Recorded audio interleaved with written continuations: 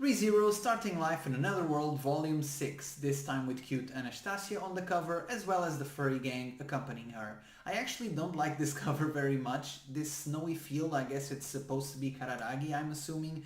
I much prefer the one they use on the promotional image with the busy shopping district on the background. I think it just fits the series and the arc more, but it's just a nitpick. We continue with Arc 3, Return to the Capital City, and the pain train does not stop. If anything, it accelerates. Choo-choo! But this time it's different, because at the end we see a light, a hope. Is that hope at the end of the tunnel? Will Subaru finally get his act together? We will find out on the next volume. So for now, let's get into the emotional roller coaster that is Volume 6. Once again, timestamps are in the description, and let's start with our main character, Subaru.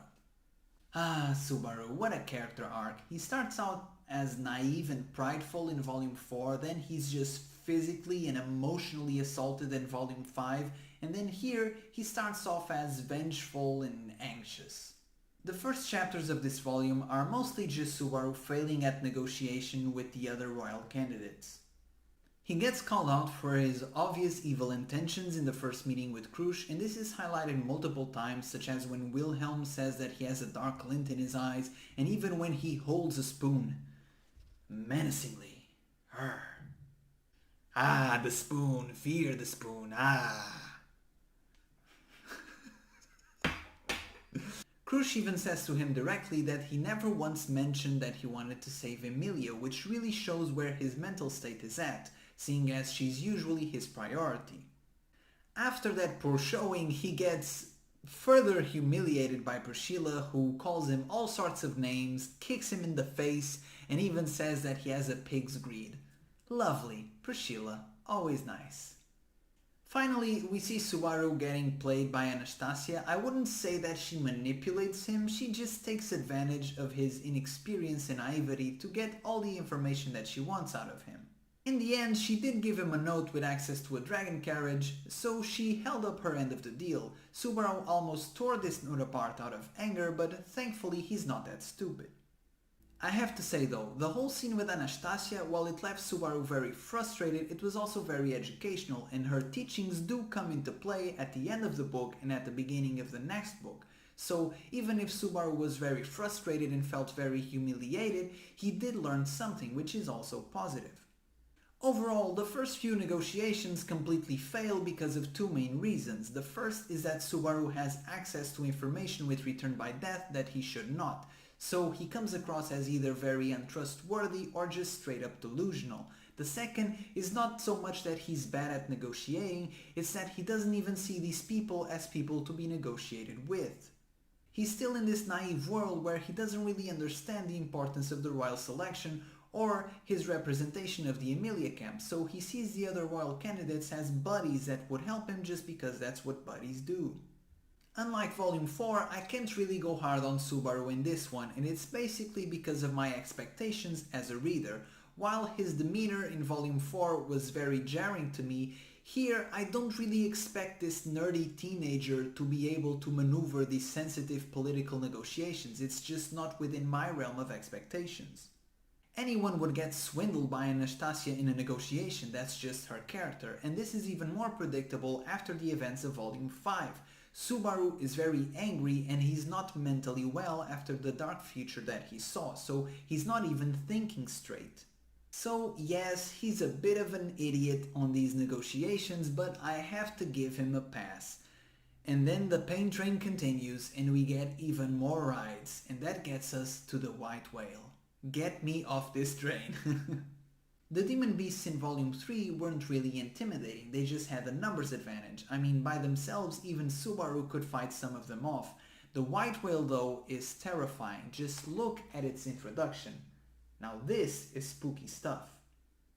The White Whale is first referenced on the previous volume and then also on this volume, and when you read it you think, okay, Subaru already has his hands full with the witch cult, this is surely setting up for a future enemy. And then the White Whale appears in this volume and you're like, just how worse is this going to get? Can Subaru get a break? Get me off this train. I like that the White Whale is so infamous in this world that the merchants already have a standard procedure of scattering in different directions to minimize casualties. The most terrifying thing about the white whale isn't even its gigantic size or its speed, but it's its power to erase people from existence. In the conversation with Otto, when he first says, "Who's Ram?" we first think, okay, is he joking? Is this a coping mechanism? What's going on? But later we see it's not just him. The white whale's power makes it so that every trace of your existence is erased down to memories and even your belongings. That's insulting. It's the worst thing you can do to someone, and it erased Ram of all people. Just how worse is this going to get for Subaru? Leave the guy alone.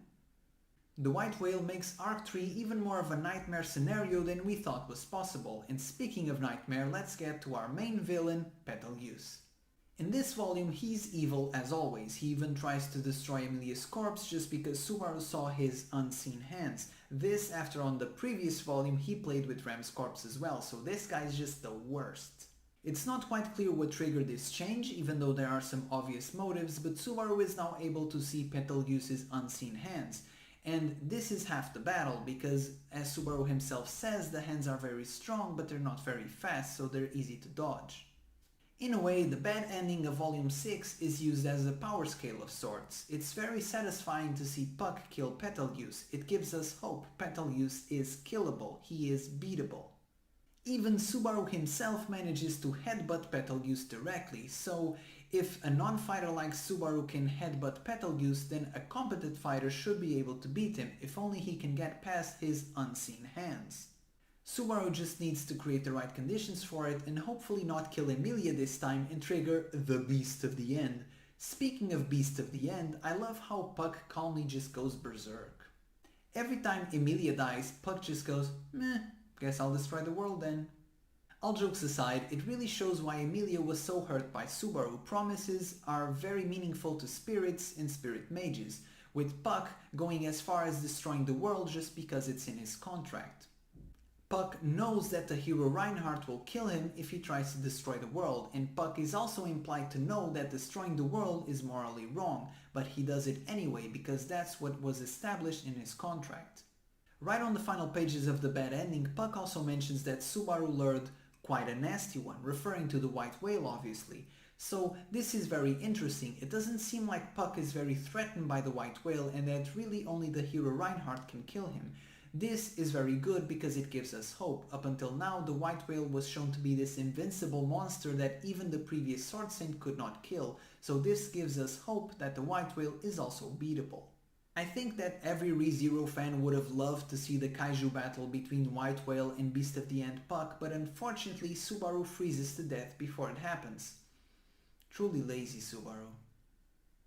Once again, Ram is a highlight of this volume. She sacrifices herself to save Subaru from the white whale in the most romantic way possible. She knows she can't win, she knows she'll probably die, but if there's a small chance that Subaru can get away alive, she will take it. Get yourself a partner as loving as Ram and you'll be set for life.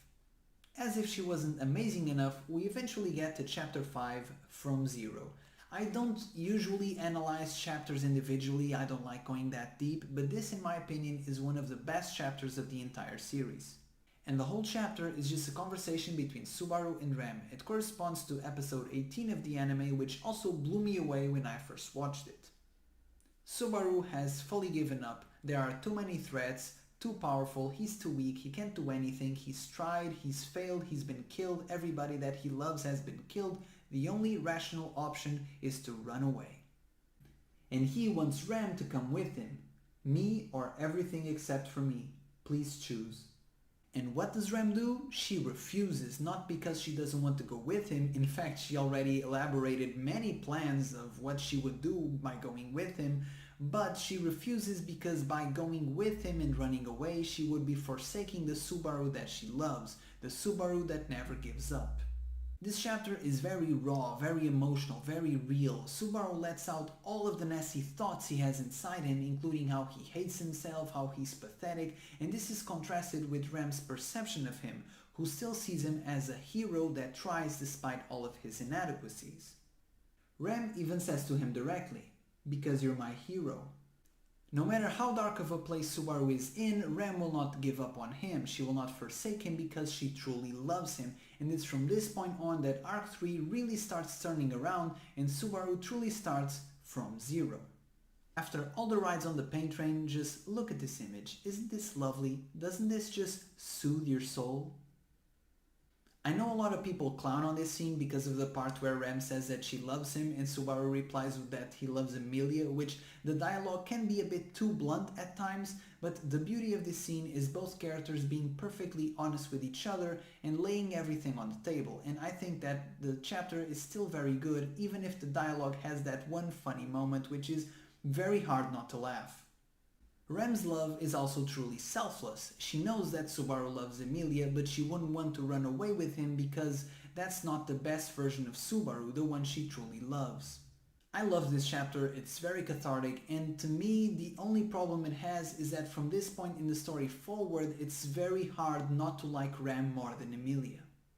Emilia is more developed later on, but for a lot of readers it's too late. They are already acolytes of the Church of Rem, and honestly I can't blame them.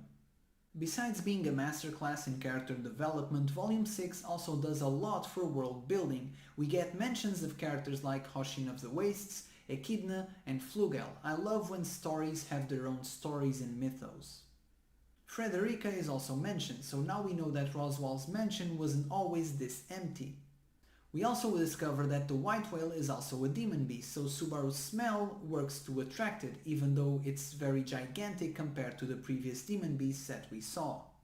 Speaking of the witch's smell, Rem also detects it from the mysterious owl, who in turn has a very strange interaction with her that doesn't really make sense at this point in the story, so I'm hoping we get to know more of Owl. He's an enigma and he's one of my favorite characters.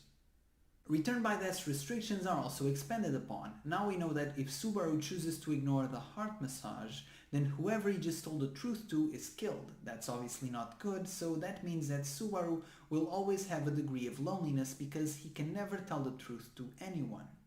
I would love it if Subaru one day used that restriction to kill a fearsome opponent. It would be hilarious and very intelligent. I know that this is not that type of story, so it's very unlikely to happen. I've only read up to Arc 4, so please don't spoil me if it does happen on later arcs, but I would love it if Subaru managed to kill someone using Return by Death. There's not much comedy in this emotional volume, but there's always some funny lines, like when Al says that Priscilla made the eyes of her statues in her mansion glow in the dark. Why? And Rum is always a treat. I love Rum. Volume 6 is very good, and I love how on the afterword the author says that the feedback he got from the previous volume was, this is strong stuff, you have to end it here, and he's like, no, wait, Subaru will manage to get his stuff together, trust me, and we will see on the next volume if he does indeed get his stuff together. For my MVP of Volume 6, it's once again Ren. It's just unarguable. Even the illustrator himself says that she brought him to his knees and he wants to marry her, which is just super funny. As I've said, the only problem that I have with this volume is that Rem is built up as too perfect of a match for Subaru, and it's hard to root for our main heroine Emilia after this, but hopefully she will get some more spotlight in the later volumes. This was all for me. If you liked the video, be sure to like and subscribe, and I will see you guys on the review for Volume 7. Bye bye.